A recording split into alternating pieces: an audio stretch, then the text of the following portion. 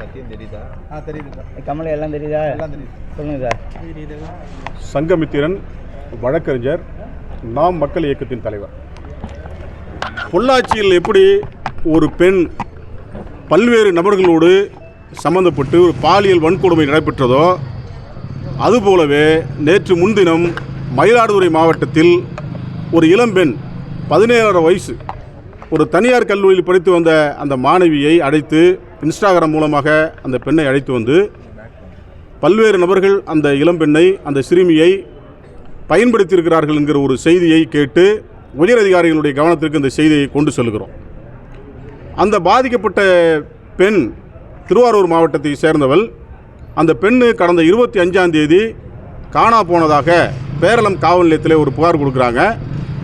ஆனால் அந்த பெண் காணா போனது மயிலாடுதுறை என்கிறதுனால நீங்கள் மயிலாடுதுறை காவல் நிலையத்தில் புகார் கொடுங்கன்னு சொல்லி அந்த பெற்றோர்கள் அந்த அதிகாரிகள் சொல்லியிருக்கிறாங்க ஒரு செய்தி அறிகிறோம். இந்த பெண்ணை 16க்கும் மேற்பட்ட நபர்கள் பாலியல் வன்கொடுமை செய்திருக்கிறதாக ஒரு செய்தியை நாங்கள் அறிகிறோம். இதில் காவல்துறை முன்னுக்கு பின்னாக ஒரு முரண்பட்ட தகவலை சொல்லுகிறார்கள் என்கிற ஒரு செய்தி அறிகிறோம். இதில் ஒரே ஒரு நபர் மட்டும் இந்த வழக்கில் கைது செய்யப்பட்டிருக்கிறதா சொல்கிறாங்க. ஆனால் அந்த பெண் பலவந்தமாக ஒரு வீட்டுக்குள்ளே 25ஆம் தேதியிலிருந்து நேற்று வரை பூட்டப்பட்டு ஒரு இல்லீகல் டிடென்ஷன் செய்திருக்கிறாங்க ஒரு செய்தியை சொல்கிறோம். ஆனால் காவல்துறை இதில் நடவடிக்கை எடுக்கணும்னு சொல்லி கேட்டுக்கிறோம்.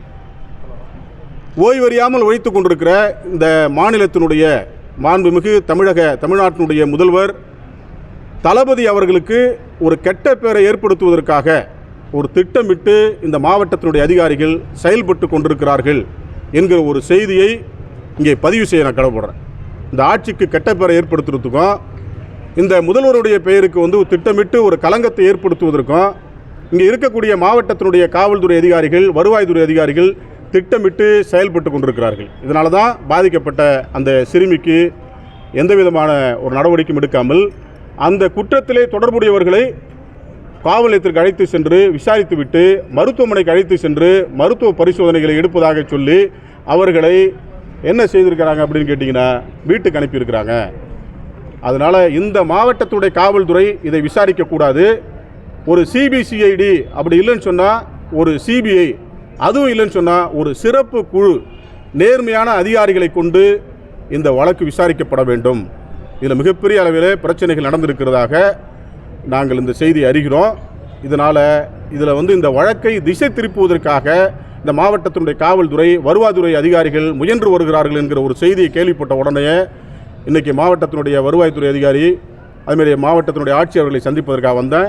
இவங்க எல்லாமே இன்றைக்கு மழை காலங்கிறதுனால இன்ஸ்பெக்ஷன் போயிருக்காங்க சொல்கிறாங்க. அதனால் மாவட்டத்தினுடைய ஆட்சியருடைய அவர்கள்ட்ட தான் அந்த மனு கொடுத்துருக்குறோம்.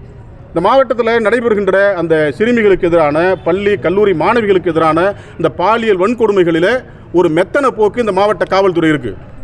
உறையார் காவல் நிலையத்தில் நடைபெற்ற கவியரசனுடைய சம்பவத்தில் இன்னும் 1% கூட முன்னேற்றம் கிடையாது. அந்த பெண்ணு செத்து போயிட்டு அவங்க அப்பாவும் செத்து போயிட்டாங்க. இது வரைக்கும் எந்த நடவடிக்கை எடுக்கலை.